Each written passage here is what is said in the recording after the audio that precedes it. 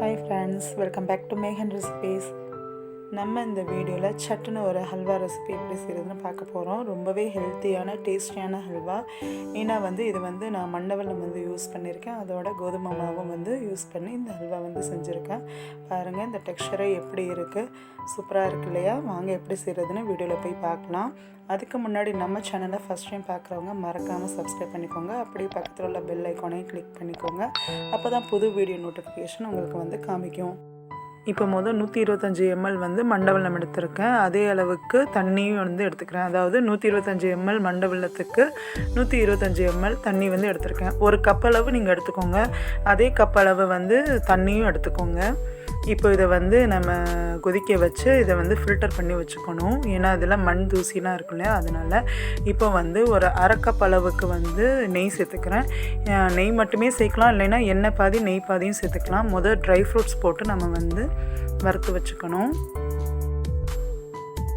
இது நல்லா colour change ஆனதுக்கப்புறம் தனியாக எடுத்து வச்சுக்கலாம். இப்போ ஒரு கப் அளவுக்கு கோதுமை மாவு சேர்த்துருக்கேன். நீங்கள் ஒரே கப் எடுத்துக்கோங்க. அதே கப் அளவு கோதுமை மாவு எடுத்துக்கோங்க. அதே கப் அளவு இனிப்புக்கு மண்டவெல்லம் எடுத்துக்கோங்க. அதே கப் அளவு தண்ணி அதுதான் எடுத்துக்கணும். பாதி அளவு நெய் சேர்த்துக்கணும்.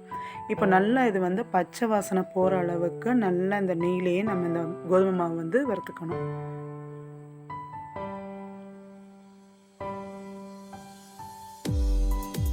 இப்போ இதில் நான் ஒரே ஒரு ஏலக்காய் தட்டி சேர்த்துக்கிறேன்.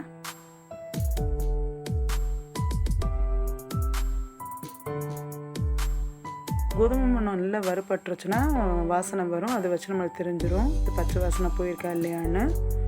பச்சை வாசனை போனதுக்கப்புறம் நம்ம அந்த மண்டவெல்லம் சிரப் இருக்கு இல்லையா, அதை இந்த மாதிரி ஃபில்டர் பண்ணி இதில் சேர்த்துக்கணும். கரெக்டான அளவு இருக்கும். இது இனிப்பு வேணும்னா நீங்கள் கொஞ்சம் கூடையும் சேர்த்துக்கலாம். மண்டவெல்லம் கொதிக்க வைக்கும்போது கொஞ்சம் கூடையும் சேர்த்துக்கோங்க. ஒரு கப்புக்கு மேலேயே சேர்த்துக்கலாம். உங்கள் இனிப்பு டேஸ்ட்டுக்கு ஏற்ற மாதிரி நீங்கள் சேர்த்துக்கலாம். இந்த பாகு விட்டோன்னா சீக்கிரமாகவே இது கோதுமை மாவு அந்த மண்டவெல்லத்தை நல்லா அப்சர்வ் பண்ணிவிடும். பாருங்கள் டக்குன்னு ரெடி ஆகிடும் இந்த ஹல்வா.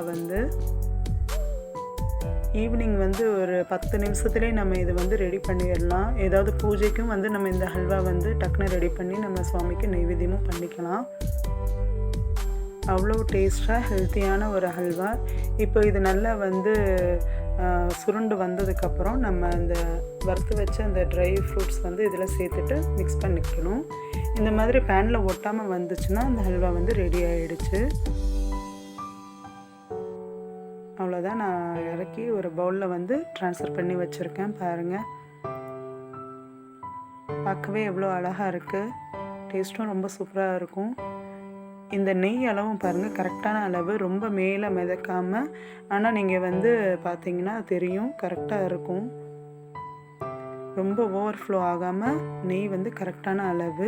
ஒரு கப் கோதுமைக்கு அரை கப் நெய் சேர்த்தாலே ஹல்வா சூப்பராக இருக்கும். நீங்களும் ட்ரை பண்ணி பார்த்துட்டு உங்கள் ஃபீட்பேக் மறக்காமல் கமெண்ட் பண்ணுங்கள். தேங்க்ஸ் ஃபார் வாட்சிங் friends. Happy and healthy cooking.